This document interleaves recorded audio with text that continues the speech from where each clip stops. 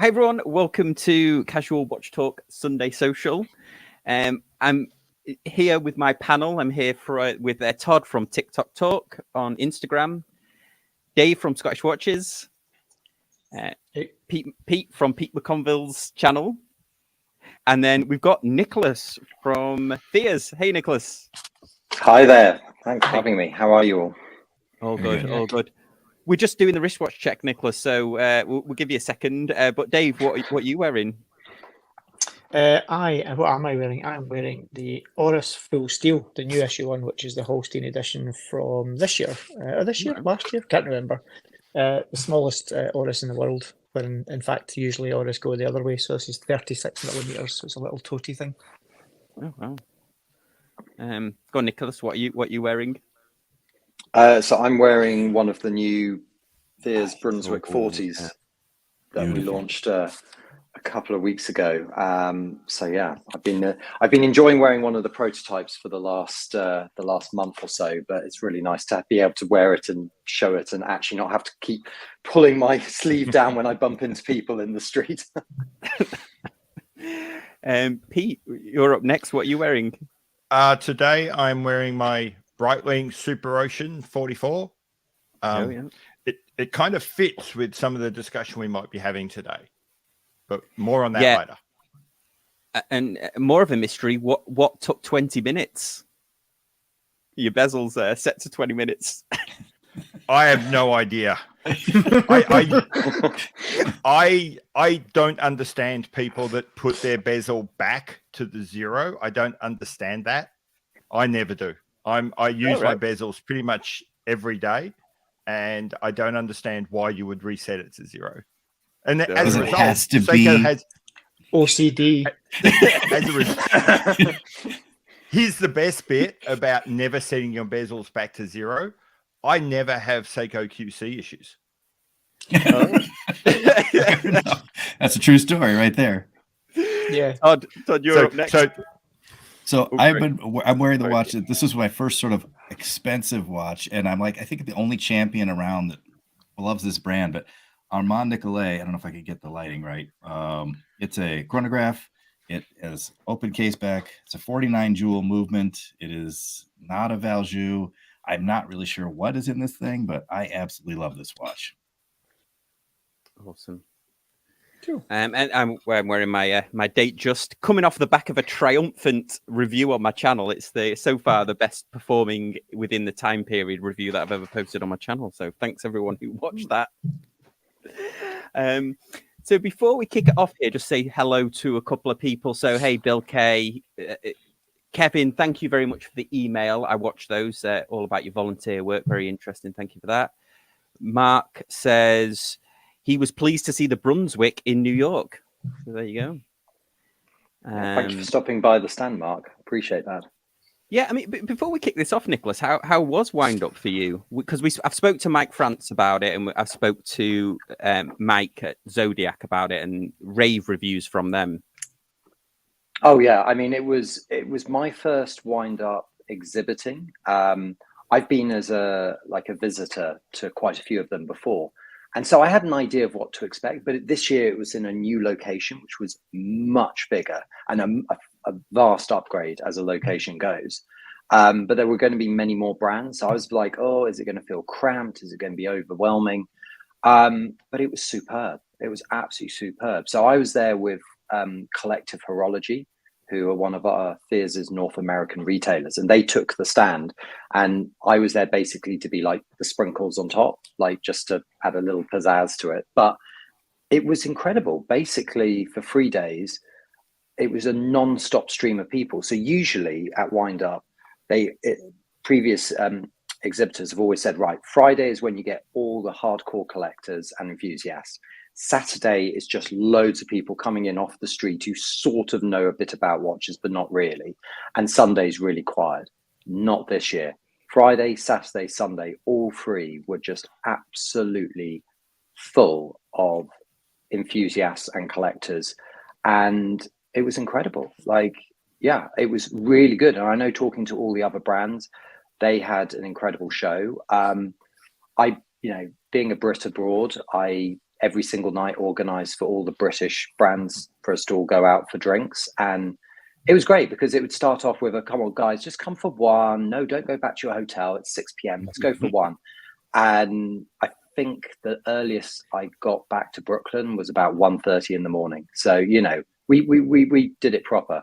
But yeah, the other big thing, and I wanted to say a huge thanks to a lot of the people who watch this live, is how many people came up to stand and introduced themselves and said, right, I've seen you on a few of the Sunday lives, you know, just want to come by and say hello. Well, thank you so much for doing that, because when you're meeting literally thousands of new faces, you know, one after the other, it's really nice to meet someone who, you know, is then referencing stuff where they've watched you or chatted on the comments. It was really nice. It was kind of, even though, you know, everyone knows everyone online and not in person, it was kind of nice to put a friendly name or Instagram handle to a face. So thank you for coming by. But yeah, great show. If you ever get the opportunity to go to one of the wind-ups, cannot recommend it enough. I mean, from a personal standpoint, I managed to get off the stand for the odd sort of half hour and just go around, just completely overwhelmed by how many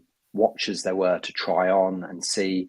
I even bought a watch for myself while I was out there from the stand, from the show, which was, very exciting. I don't get it for a few more weeks because it's a new Christopher Ward that launches this coming week. So, you probably know which one this is, Sam. But well, yeah, I certainly can't say what it is, but yeah, I interviewed Mike about it, and my interview with him, which was, you know, always fantastic, was is going to be launched when it launches. But yeah, it's gonna suffice to say, I think it's gonna be quite the launch. Well, he managed to take some money off me at the show to pre-order one of them, so that was exciting. But yeah, great show. Highly recommend it if anyone gets a chance. Go and see it, definitely. Awesome. Well, our subject for today is, well, I've titled it "What makes a watch good value." But before I introduce it, I did steal this topic off Pete. So, Pete, I don't know if you want to introduce it and your thinking.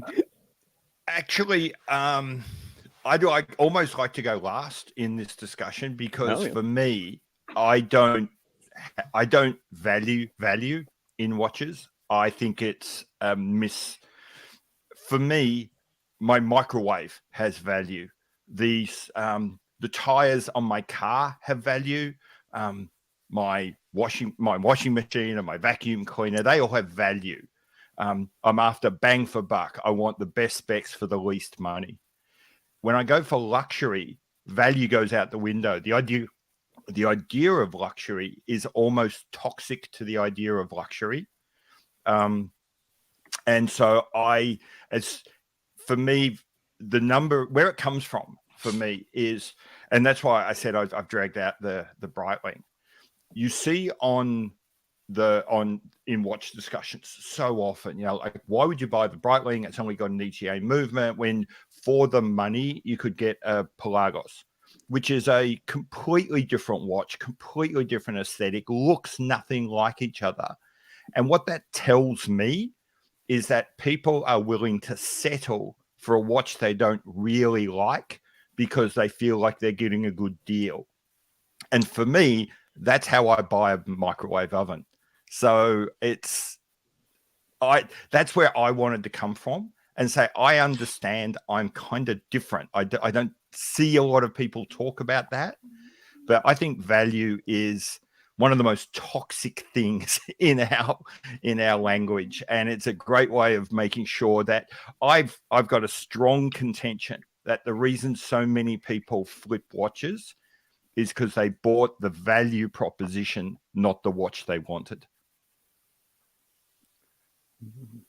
Well, let's just start with a question for that supposition, and that would be: is luxury all watches then, because we really don't need them, or is luxury a luxury product? I generally say luxury is all watches. Okay, well then that's a different okay, that changes the way I'm responding gutturally to your statements, because that's two different things. Because for me, the opposite, it's not that I'm looking for value, but I'm probably everything that curls your hairs, Pete. I like to experience watches, but I don't know that I'm actually going to keep them. So I like to make sure that I can, if I'm not happy, I can move it and not take a huge bath on that watch. But that doesn't mean that I thought that watch was luxury. Like that $300, $400 Seiko isn't luxury to me. But that's a different paradigm. I don't know.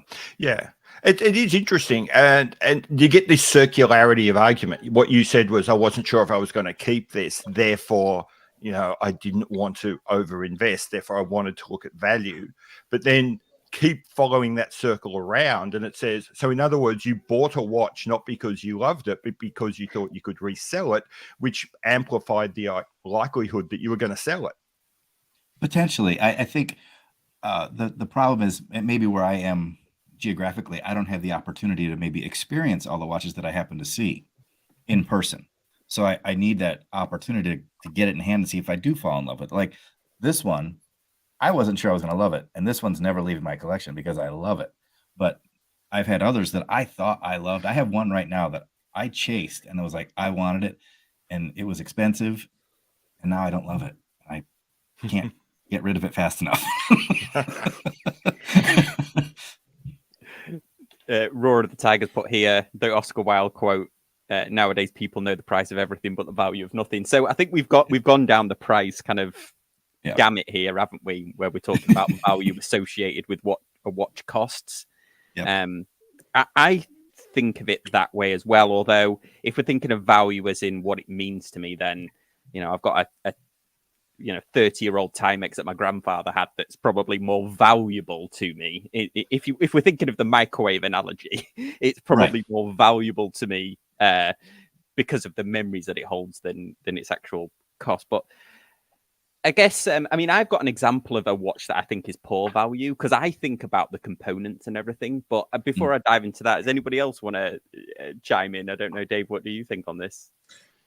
I guess it depends how you define or what definition you're putting in value, I guess, ultimately. Exactly. Value can be monetary for sure. So, on that basis, you could regard any stainless steel Rolex as a value proposition because it will generally sell for more than you paid for it. So if that's your, arbitrator, then fine, that's going to be good value.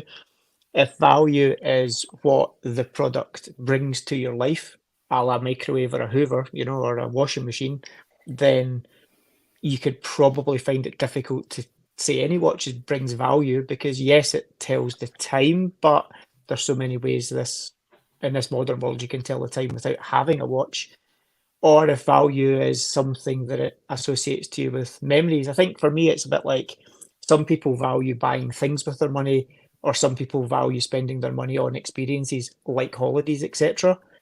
It just depends where your kind of, I guess, definition of value comes into the equation. And also, luxury is also, it's a fluid point depending on your means or, if you're a billionaire, there's very few watches are out with your remit. Whereas if you're on minimum wage, even a moderately priced luxury watch would be regarded as a true luxury. So again, it really just depends where you want to point value. Yeah, that's a great point, isn't it? Because depending on where you are, value, luxury could be, clean water supply or something like that. I guess if you're looking at that quite simply, or the access to food. I don't know, Nicholas. What do you think on this one? So for me, value is for me, I find it absolutely linked with a price, but it's not about saying, I don't know. In Britain, I'm always lambasting the fact that everyone always thinks value for money is the same as something being cheap. Certainly, living up in Yorkshire, everyone's always wanting to get the value for money. But actually, what's interesting up there is everyone thinks Yorkshire folk are cheap. They're not. They're frugal. They're willing to pay more to get something that will last longer and is of better quality. And whereas down south, value for money just equals cheap. And I think, looking at it from a broad spectrum, that's where I start. So then I look at it in terms of watches. And you mentioned briefly, Sam, about components. For me, I don't think it's about components at all, because I see and know the number one large cost that goes into every single watch we all wear, and it's labor. It's the human element. So when you talk about finishing on a movement, that's being controlled by a human controlling that machine, programming it. When you talk about, the finishing on a case, when you talk about the assembly, when you're talking about all kinds of things, it's all to do with the human element. So whether a watch is made, in Geneva, or whether it's made, in a province in China, the human cost is always going to be the largest amount. And so therefore, you distill it down and going, is the price I'm paying, how does that equate to the amount of human labor that has gone into making this? So, if something costs more, and you can see that, it's the hand finishing, the expertise, the quality of the finishing, great. But the value is it's the relationship between it. It's an equation. So, for example, Rolls-Royce, their cars are incredibly expensive. They don't make a huge profit on the cars because of the huge amount of labor that goes into it. So in that I would say, well, actually, you're getting value for money. The equation, there is an equation. And, I've got a degree in economics, but I'm not an economist. So I can't even pretend to say I know what that equation is, because actually that equation is something we all determine up here, and also in here. If I stand up high enough, you can see my heart. But we know it when we see it. But it is that equation, and that equation is what we apply to a watch costing £50 or $50 or £50,000. But that, for me, there is an equation, but that equation is different for every single person. But you can feel it as the scale goes up. Yeah. So you say it's interesting. It's more of a feeling than actually like a checklist that you do in your own head on things. Oh yeah, I absolutely. And I'm, I hate to keep bringing it back to cars, but it's the same sort of thing of going, yes, if you want to buy a car because, it's going to do this miles per gallon, it's got this litre size of boot, it can carry this many people, it's got all of these things, fine, But then you'll suddenly go, oh my goodness, I can get a secondhand X brand that I've always wanted for only this amount of money. That's it. I mean, take the car that I was a few minutes late joining because I've just done a 4.5-hour drive from London in my Cadillac. And I love my Cadillac so much. Like it just brings me so much joy. But it's from 2008 and it cost me £4,000, which is a lot of money for a lot of people to spend on a car. But when you consider it's a 5-meter long V6 CTS with all the luxury bells and whistles, to me, in my equation, that feels like a lot of car for the money. That feels good. And I didn't buy it because it's reliable. I bought it because of its emotional value. I'm getting a Cadillac for $4,000. That's the balance. I've spoken here before about my Crador. That cost me £450, but I own a Crador with the beautiful finishing and all of that workmanship for only £450. It's a weird equation, but it changes all the time depending on what you're looking at. But I think it's not something that my equation won't be the same as Dave's. It won't be the same as Pete's, etc. The car is an interesting, different analogy though. But I had a friend who worked at a BMW dealership, and he ran into this a lot because you can buy a used or secondhand BMW pretty affordably in the US. The labor and the maintenance of that car costs the same as the brand new one. So he would often tell people, if you can't afford a brand new one, you can't afford a used one. so that is a consideration. And I think that could be a factor even in the watches, Oh no, go ahead. Like you said there, that's exactly right. There's certain, for example, not name them, there's certain very well-regarded independent watch brand in Switzerland that the name might have a resonance with some people, that's all I'll say.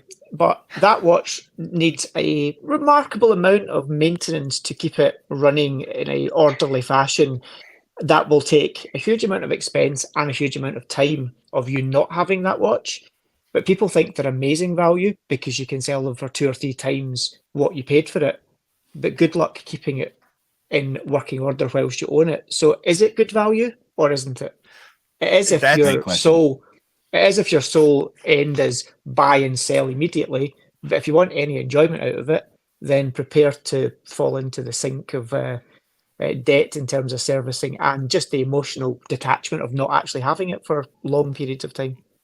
That's actually a slight diversion from the idea of luxury, but that story, Dave, really resonates with me. On Saturday, I caught up with some watchmates, and I was far and away the poorest man at this table. And there's all these independents and really high-end watches being passed around, and a lot of them the individual watch had been owned by a number of people at the table or been passed like to their friends. They'd been bought and sold. And one of the things that's most interesting is it's a rite of passage that every person who buys it has to send it back to Switzerland, have it repaired, and then they operate for a while, and then they get so jack of it, they sell it to someone else in the group. So a lot of people have got to experience some pretty high-end independence for a while. Yeah, and then you could argue the further that goes down the line, the less value it becomes, because at least the kind of differential between the service cost and the actual price of it is diminishing generally in a watch. Yeah. I just totally thought you made a great point there about this. Well, you didn't make a great point about the servicing. You made an eye-opening point about the servicing. But I had a Omega Speedmaster that I wore for 10 years. I wore it to my wedding, all major events, meeting my wife and everything.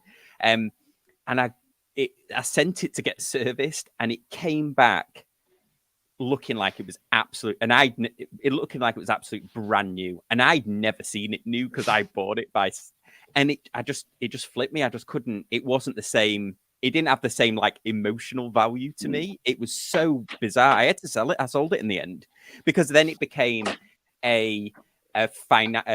it became, there's money sat in my watch box now, because I'd bought other watches whilst it was getting serviced and stuff like that. So it had lost its kind of value to me, even though, because they'd kind of taken all of the scars and the scratches and everything like that I'd put on it. So I suppose that's an interesting thing as well. I should have asked for them not to polish it, but it creates an interesting other conversation too, kind of along with, I don't know, maybe what Pete was saying, because I don't know how many times I've seen in a group, all these groups on Facebook, how many people are like, oh, my dad had this Seiko for 50 years and never serviced it once. And you start going like, wow, these watches are robust. They have unbelievable stories that keep going every other time. And these people just like wear them, smash them, beat them up. Nothing ever happens. You start to go, now there's substantial value in a watch that was $100. It's incredible. Yeah. I know it's not a microwave. But I had an example that I might show of a watch that it's not an expensive watch. Well, it is expensive, but it's when I was thinking about this discussion, I was thinking about I automatically think about value for money, probably similar to you, Nicholas. And there's a watch this is what I was thinking of. So there's a watch by Luminox, and I reviewed this watch, right? And it's a quartz watch, and it's $745 US, and even secondhand they're about 500. But the actual watch itself, its components are very cheap. So I found like a similar crystal on AliExpress for $21. But the real kicker for me is that the movement in it is like a Ronda freehand quartz, so like $20 worth. So there's probably, I don't know, unless the case is worth $500, there's probably about $100 worth of components and everything. So, but yeah, it has like many 5-star reviews, and even on my video, there's a lot of people that commented about how much they like it. So it's like a weird parameter between value to value. When I looked at it, I was like, oh, this is the component value is quite low. But then everybody else, people who've bought it and commented on it have realized that actually to them the value is quite high because because it's robust and they like the brand and they buy into that kind of And it's interesting doing that kind of breakdown. A job I had once was to look at products and then try and deconstruct them and figure out what their price was. And it's an interesting game because you can kind of do that once you start getting some industry norms. So you look at that product at $750, and then you say, well, let's make it nice and round and say 30% markup for retail. So now it's costing $500. Then you say, okay, this is a company, let's just say, that spends 20% of turnover on marketing, so it's now a $400 watch. Then you say, okay, so we've got to spend. Oh, by the way, that first markup was the markup just for the AD, not the markup for the maker. So he's got another 20 or 30% on top of that. So now we're talking about a $300 watch, and then he's got to pay like Frederick from HR and Frida from finance. So let's take another 20% for all of that sort of stuff. Then you start saying, we've only got $250 to play with to buy those components. Not to mention, you've still got to buy, as Nicola said, you've still got to buy the guy who bolts it all together. I think it's a mistake to think that there's that kind of hard line, or it's a mistake to think that there's a close correlation between the cost of the bits and the final price of the product. There are so many filters it goes through first. Yeah, it's a really scary idea. Aside from just the constituent parts, that's actually a small percentage of any consumable consumer product that you buy. The unseen costs that need to be amortized into the product, and unless you are having a product, most luxury watches, the numbers are tiny. In real global terms, they're tiny. Apple make millions of iPhones every year, and it's still an expensive product, and that's got all of those costs amortized into it. Relatively speaking, most watch brands make 1,000 watches, a couple of thousand watches. That's what we're talking about in real terms. And you've got these huge development costs and hidden costs that have to be pushed into that product as well. And that's what most people don't see. Yeah. And the other thing, particularly if you're making original designs, if you're like putting yourself out there and trying stuff, then you also have to make enough money on your winners to pay for your losers. If you're San Martin, you don't have to do that. You just wait and see what other people made that won. And then you basically, it's like driving to the finish of a marathon. You basically just drive to the finish, pick up your medal as you run across the line. And, you don't have to do any of the hard work. But if you're someone like Seiko, maybe a third of your watches didn't sell well. So you have to make that money back from the watches that do sell well. Yeah.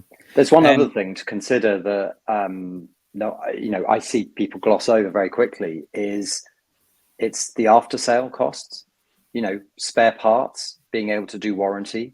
Because I had a chap come up to me on the stand at Wind Up last weekend, and we're chatting about watches, and thing of value came up, and he was showing me a watch, and he said, "Oh, I love this watch. It's such good value for money. That's great." And I saw the brand, and I was like, "Oh, okay, yeah, no, it wasn't Kickstarter, but it was like they launched, and their big thing was about you getting a lot of watch for your money. Great, wonderful, and you do get a lot of watch for your money." Until the company went under a year later, with no spare parts, no after sales network. So if that watch falls on the floor and gets smashed, he's either going to have to get a bespoke crystal made for it and handset, and basically there's no after sales. So you've got a time limited product. That's when you go, really, is the value for money there? Because there's nothing to back it up behind it. Just something to bear in mind. That's a great point, and that's where some of the, let's say, the big brands out there, the Omegas of this world, etc., that people give a hard time, the automatic assumption that there's 20 or 30% discount to be had. But they do actually look after their customers as much as people like to knock them hard. I was speaking to someone last week who bought a Speedmaster, dropped it in his kitchen floor, hard tiles, smashed the crystal. And he said, "Oh, I'm gutted. I'm going to have to sit in it for ages till I get the money to repair it." And I said to him, take it into a boutique and just be honest with them about what happens, and you'll probably be amazed what happens. And he went in and he said, "I'm an idiot. I bought this 9 months ago. I dropped it. I've broken the crystal. No problem, sir. Give us the watch." 6 weeks later, your watch is ready. Okay, how much do I owe you? You don't owe us anything. They took it back and they fixed it for him. Wow. And they just said, just be straight with us, and you get one go on a new watch from us. If you do something stupid, we'll look after you. And you know, that's value. That's huge. Yeah. And Watch Chris has joined us. He was in the comments. So, Chris, what's your view on this? Hello, everyone. How are you? Happy Sunday.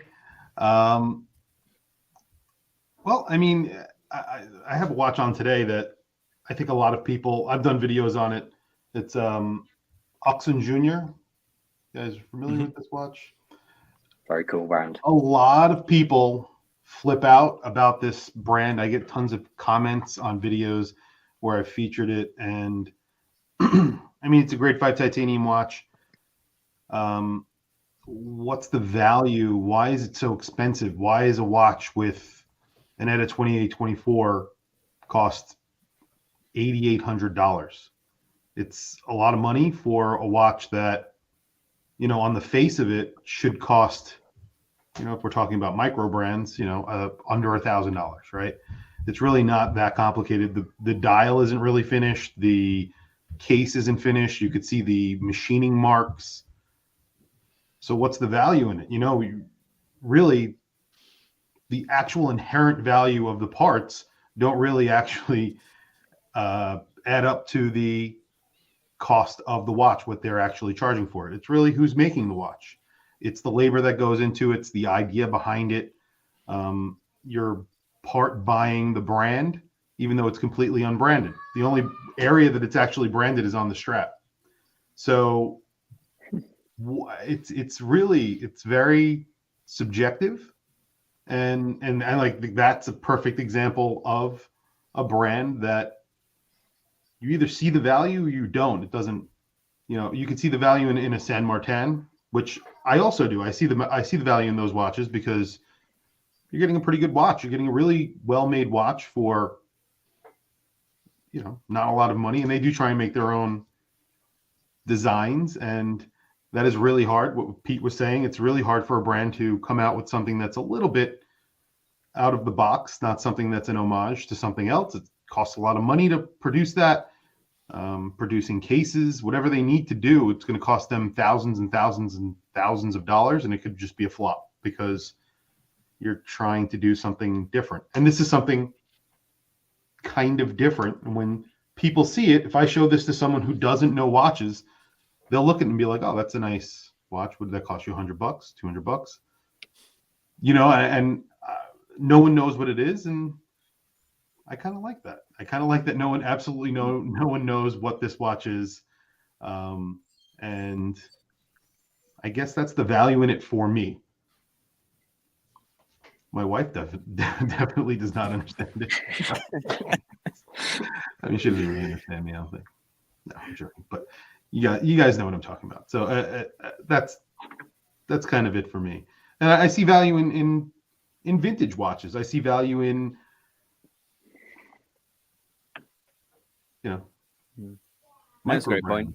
Homages. So yeah, maybe is that the curse of the micro brand, where it has to be a price where it's competitive, or that it's going to spark people's interest, but also they have to your point, Nicholas, they have to price it right to make sure that there is some longevity. Like, it's not a one-hit wonder where they make their money and then there's not enough in the pot to keep stuff service, you know, to keep stuff going. Well, it's keep saying servicing. You know, you've got to pay to you know, obviously cover the cost of the watch. You've got to pay to cover the cost of buying in materials to build the next batch of watches. You've also then got to, I mean, development. Like, where do new watches come from? You know, they don't just come out of this magic, you know, money tree. You know, that's one of the things when you break down, there is a lot from one watch sale, how it feels. It's not just on marketing and things like that. on raw components. If you're buying, unless everything is done on pre-order, right? If everything is get everyone to pay up front. But if you want to get into the model where you go, no, we're going to have watches ready to sell straight away. I mean, that takes a long time. That can take years for a brand to organically get to a point where through cash flow, they're able to do that. And I think, one thing that just dawned on me about value is, I can think of quite a few watches that I could walk into an AD and in York or in Bristol here and are incredibly good value for money. But I have absolutely no desire to buy them and own them. You're getting so much watch for the money. And I'm just thinking that would be the reason if that's the reason I would be buying it, that's not a good enough reason. I think I've said on here several times before, I don't personally own very many watches, but the watches I own, I care a lot about. And why I bought them, sometimes it's I mentioned about the cradle, not cradle, as someone said, because they can't, I mispronounce everything, cradle. Sometimes it's because you're getting that brand for this price. Obviously, it's just, you just like it. And you're going, what's powering it? No, it's when it's on the wrist. I love it. And as Chris just said, I mean, that's a brand I admire a huge amount. I've been following them with great interest because they do something so unique. And they're, if you get it and you like it and you want it, that's fantastic. That's absolutely fantastic. You can't break a watch like that down into the screws, the rubies, the steel. No, that's not possible. Yeah, Dave, do you? I know you speak to a lot of brands, don't you? And you on your last podcast, you were talking about Haraj. Do you find that the brands ever ask you like, how's best to, or do you think that how they communicate value to their customers? Do you think that's a real burden on them or a factor? I think certainly for a lot of startup brands, especially like micro brands we've talked about, I think a lot of them do.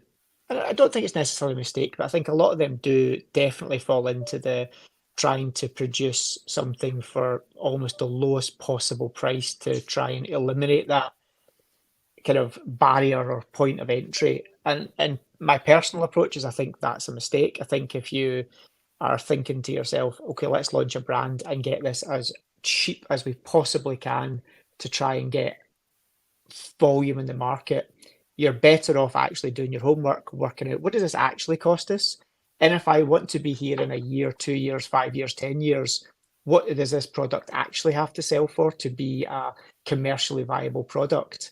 And then position the product into the marketplace at that point there and then. And you may sell a lot less, but at least you'll actually understand what your market is and you'll make some money out of each unit as opposed to making however many hundreds of thousands you might sell launching it. And, I think Haraj is a brand, they understand that, their watches are strong value propositions, but they're not inexpensive. They're still, their Tourbillon's still a £7,000-8,000 watch, which is by no stretch of the imagination even remotely in the cheap category. But people regard it as being inexpensive for a tourbillon. But then that's also because a lot of the market have managed to leverage the idea that tourbillon equals expensive.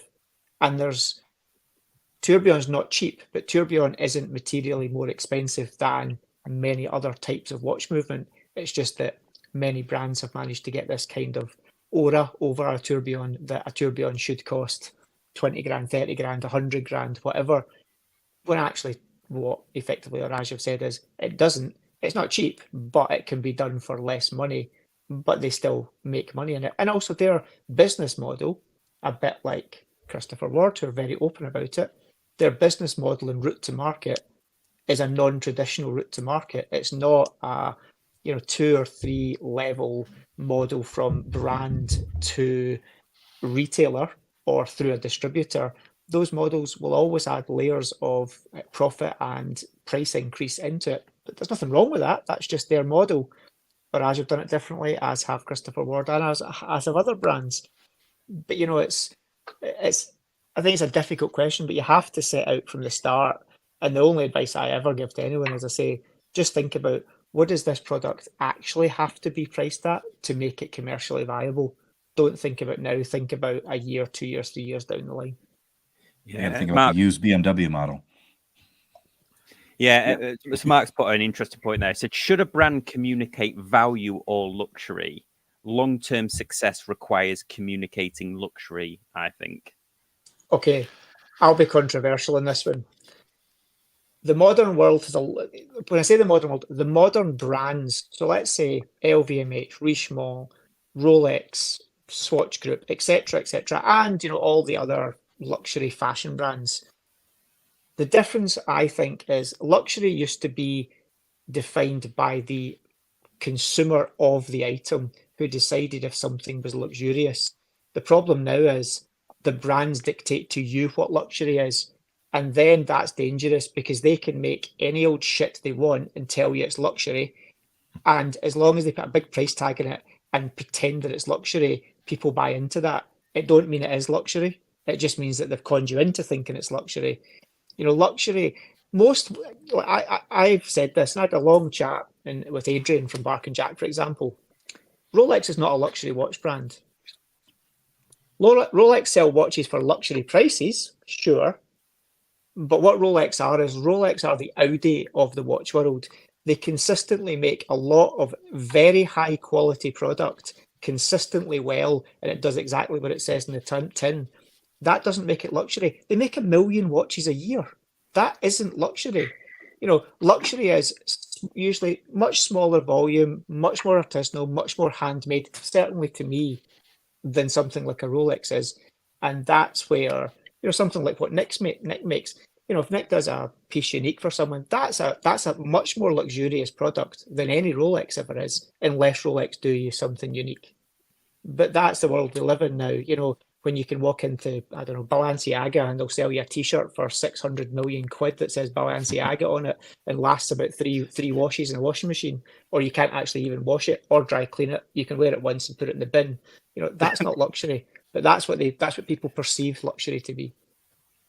David, that reminds me of something that I had lunch today in London with our good friend JJ Hughes, 1969, and one of the things that kept coming up in our conversation about watches and the watch industry today is sadly just how much of it is Emperor's New Clothes.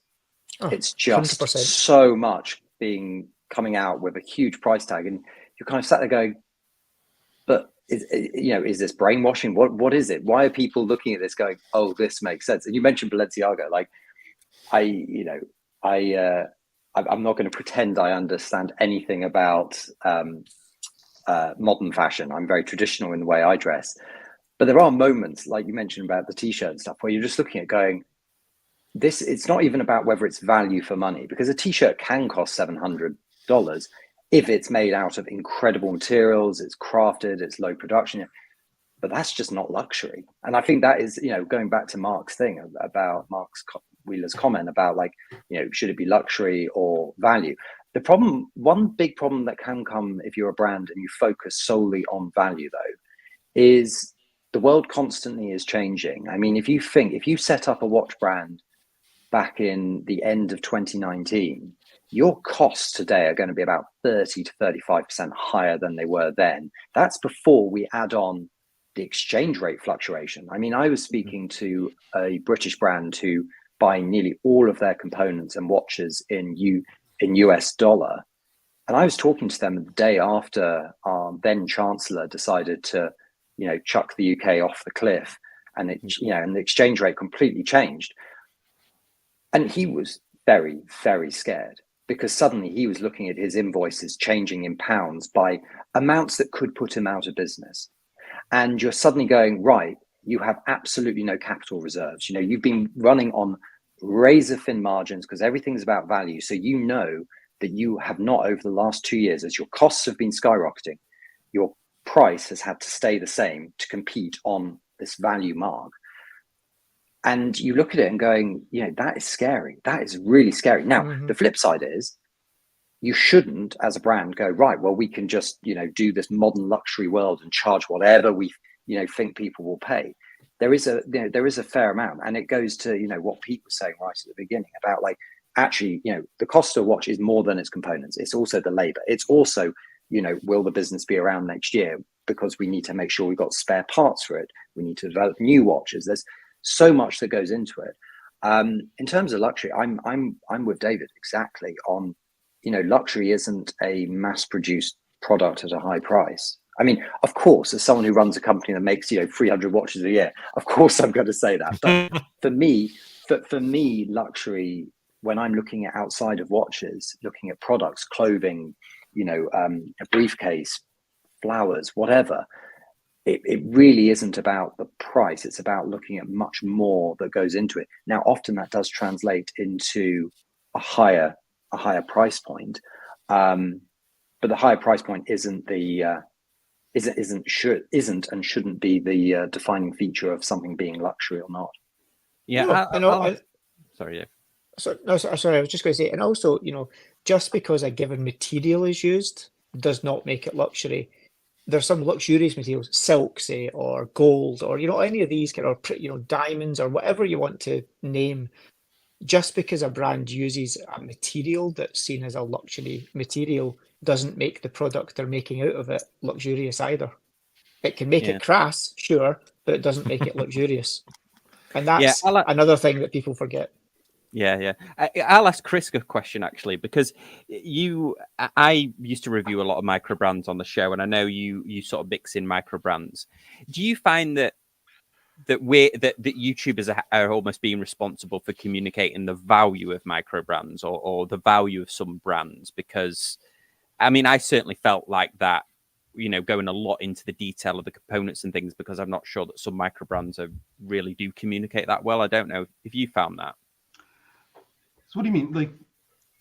Like it's in the YouTube reviews, we almost have to talk about the value of the watch, of the micro brand.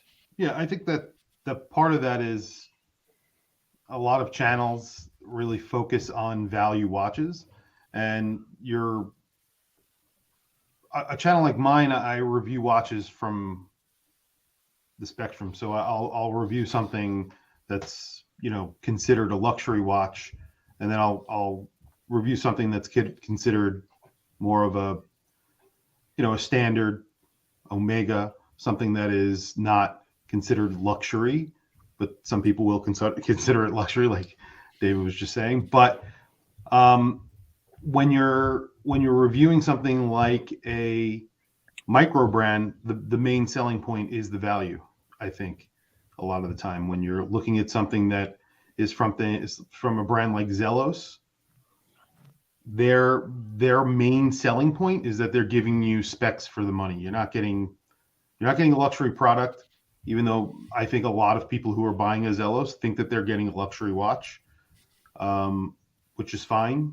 You could think whatever you want. It's a great watch, and some of them are made in limited quantities. But the major selling point is that you're getting tons of specs for the money. So you're getting a $400 watch, and it has everything that you would expect from a micro brand, sometimes a little bit more. You're getting very good lume and all of that, and that's the selling point. So you need to.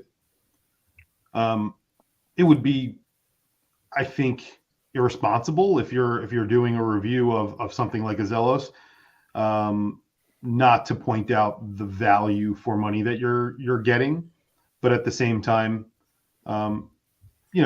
it's putting it into perspective. You could buy 10 Zelos, and there are people out there who own 20, 30 Zelos. The people are crazy about them. If you go into their Facebook group, that person could have owned a Rolex, or they could have owned a Vacheron, because they've spent so much money on brand new Zelos, and they also have some sort of. And again, if you go into their Facebook group, and I'm not trying to dog on them at all, because I do like Zelos, and I've reviewed many of them. I've owned a bunch. I've bought a bunch, but they're great watches. But some can see that you might be wasting your money on buying so many of these little micro brands that are basically using all the same components There's a few manufacturers that are making the cases for all these micro brands, the bracelets. So, owning one or two in your collection, I think is a good idea. But, the value is there for someone who wants a lot of specs. That's actually a really interesting point that Chris just brought up about if you sort of step back and think about how many of us and how a lot of us kind of got into the hobby, and then the kinds of watches we bought and the kinds of media we consumed. And then for all the people, for at least 3 of the people on this call, the kinds of media creator we then became, we kind of came through that treadmill where, and exactly as Chris said, we know the movements, we know the movement prices, we know all the cases come from like 3 factories, we know all the bracelets come from like 2. You can get hold of some of the catalogs that these brands pick from, and that has, again, this idea of the circularity that's become the way people looked at collecting. It's become the way they bought the watches. It's become the way they became a YouTuber, and then they just perpetuate that cycle. And then some people hit a kind of escape velocity and get out of it and start looking at watches differently. And there are other people who will spend their entire watch, sort of hobby life inside that circle. And it's always just specs per dollar. I think there's another component that Pete touched on earlier, though, too. That is, I don't know that they necessarily are in love with that watch. They're really much more in love with the dopamine hit of opening the new box. Mm-hmm. Or being tied to a community or a brand or an ecosystem or whatever it is. I think it's not any different to the Apple ecosystem. People who buy into Apple are sycophantic about Apple, and they will buy Apple products irrespective. I also find that people love to compare their micro brand watches to major brands, saying, "Oh, I have all the same specs as that Rolex. I have micro adjust. I have screwed links. I have everything." Yeah. Again, there's nothing wrong with it. Like I said, you could stay in that realm. I know people who have, 100 different micro brands in their collection. And, from someone, and I started collecting watches, 20 some odd years ago, 25 years ago. When I first started out, I didn't buy a luxury watch. I bought a Seiko. And then I bought another Seiko. And then I was like, wow, I really like these Seikos. And then I bought something else. I think it was a Bon Mercier or something like that. And then it was a stepping stone. Everything's just, like Pete was saying, it's a stepping stone. So eventually, I didn't go out and buy a Vacheron until I really understood what I was buying. And is a Vacheron physically better than a Zelos? I mean, I yes, physically it feels better, but can I wear my Zelos in the yard, washing my car, playing with my kids? I could do all that. Would I do that with my Vacheron? No, I wouldn't do any of that. Or the argument is it relative to the price differential? Is it that much better? No, and that's another thing that we could talk about for days. I mean, is a $300 Zelos Swordfish, 30 times less the watch, or 10 times less the watch, or whatever the price of the watch that we're talking about, than a Rolex? No, but a lot of that is perception. A lot of that is brand marketing, and of course, it is a Rolex is a way higher quality watch in general, but these are all arguments that you could make, and whether or not someone is right, that's a whole nother conversation. But a point I was just going to make on something you said, Chris. So with specs in particular, I think specs are very easy to kind of go, it's almost like a sort of a security thing. You can go, right, it's got this, these are the specs. But, for example, we talk about bracelets. Bracelets need to have screw links good, pin links bad. Handle the bracelet on a steel Nautilus with its pin links. It is one of the most beautifully engineered finished bracelets, far superior to the vast majority of screw links bracelets. Something that I know Sam and I have spoken about offline before is about ETA movements. The 2824 comes in 5 different grades. You know, the first 2 of those are not made anywhere near Switzerland. So let's not kid ourselves. Just because it's got a 2824 doesn't mean that it's this. It all depends on what's been done to that movement, which grade of movement. We talk about steel. Oh my goodness. 316L steel. 316L steel. There are so many subgrades of 316L steel, but also it comes down to where is the raw steel from? I mean, I've seen 316L steel that can be polished up to look like platinum. I've also seen some that if you touch it, you can pretty much leave a fingerprint in it. You know, it's specs, I think, and this is almost like a consumer warning, I would say, is specs are very misleading. They're very easy to hold on to because it feels like you're comparing the same thing, but it's very misleading sometimes. You know, the wood finish in a Ford Fiesta is very different to the wood finish in a Rolls Royce, but they're both technically a wood finish dashboard. Now, I'm very sad the Fiesta is being discontinued. I love the Fiesta. But that aside, I think it's that thing where it's going, you know, if you're looking at the specs, yes. And there was a comment from someone, which I thought was very true. It's like certain price points, you do expect certain things. Of course, absolutely. There are certain things you would expect. But I think it's just be very careful. If you're buying it because purely on the bang for buck, the spec for the price, really delve into it and go like, is it exactly what I think it is? And how important is that to me or not? Because, you know, some things are going to be more important to you than others.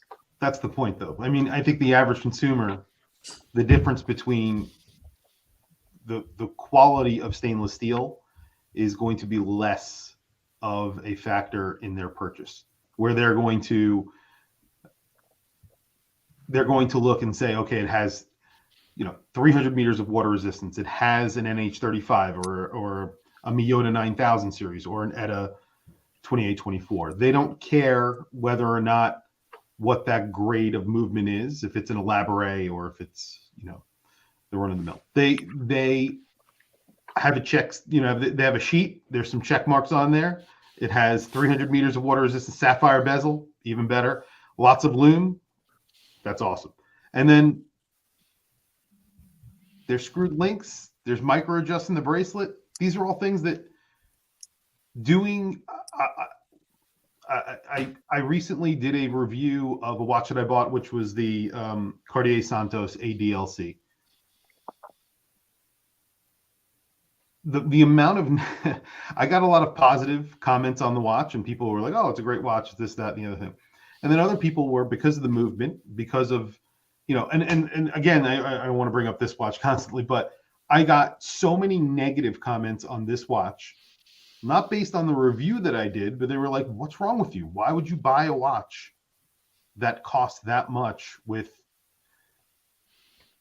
and again, like, it's not the, for me right now in my collecting, and maybe at one point it's not what specs am I getting for the dollar? It's not that anymore.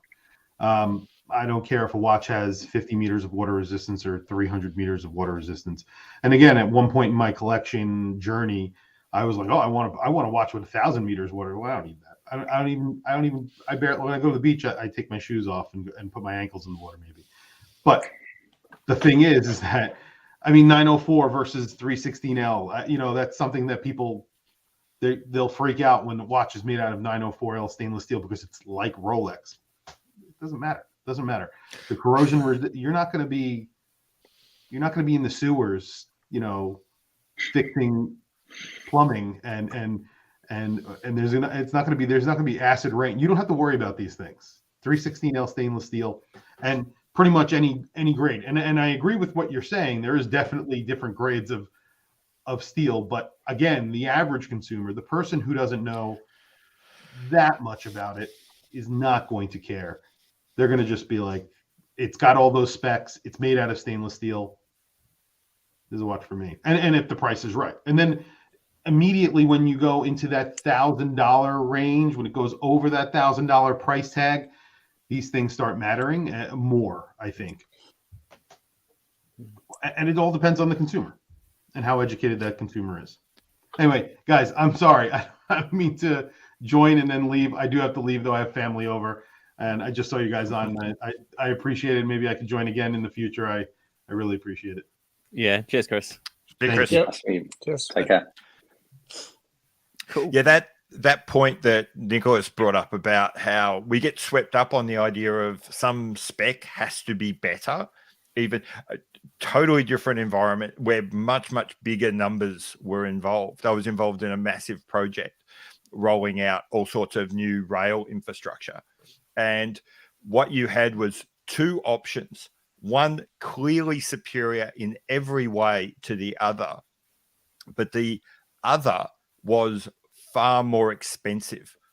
And the people that were proposing that ran a really good marketing campaign amongst local communities saying, pressure your politicians to make sure you get our system, because if you don't get our system, you're being shortchanged.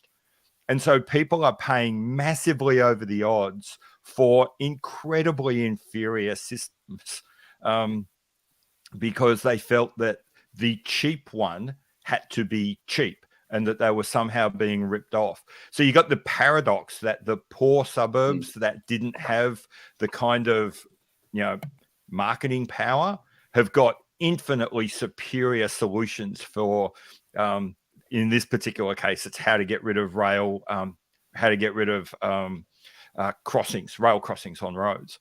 Yeah, the poorer your suburb, the better your answer.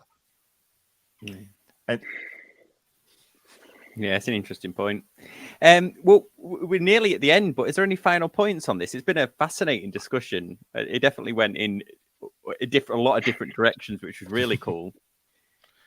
I would say that Nicholas has cost me at least 3 months of my life doing a whole bunch of research I can't use. We had a conversation probably a year or so ago, and Nicholas made a comment to me that you can tell if you're in the industry for long enough, you can begin to see these differences between ostensibly the same steels. And I spent months. Every metallurgist I spoke to actually completely agrees with you. None will go on the record and say it. And it's this whole, and so I said, I did all this research that I just can't use. But yeah, you're absolutely right. Steel is not steel is not steel. And then the next thing is what you do with that steel, even if you have even if you do buy exactly the same steel from someone else, depending on how you treat it and how you machine it and how you might forge it and work hard on it before you do the milling, you can transform the material properties of that theoretically 360 steel. So yeah, that whole spec chasing is the reason I've put a line under. I don't review micro brands or anything like that anymore. I just polite no to anyone who wants that, because it's just a way I don't even like looking at watches that way. Yeah, no, it's a great point. And I'll leave on this, that if the value of a watch is monetary, like how much it's gone up in value, the most valuable watch that I ever owned was an Invicta Pro Diver, because I made a video on how to adjust the bracelet, and it still consistently gets the most views out of any video I have ever. That Invicta Pro Diver is worth to me in excess of $2,000 with the Google ad revenue up to this point. It's funny because to over 350,000 people, I am the guy that makes videos on Invicta Pro Diver bracelets, and I'm cool with it. And you're absolutely right, Pete, on that point. My father's a civil engineer, and he's often told me tales of you can go to 5 suppliers in different parts of the world and order exactly the same thing. And if you want to build a bridge out of 3 of them, don't ever use the bridge. Awesome. That's a great point. All right. Well, thanks everyone on the panel for joining me. And thank you everyone who was very active in the comments. Really, really appreciate it. Thanks everyone. Bye. Take care. Thank you. Bye.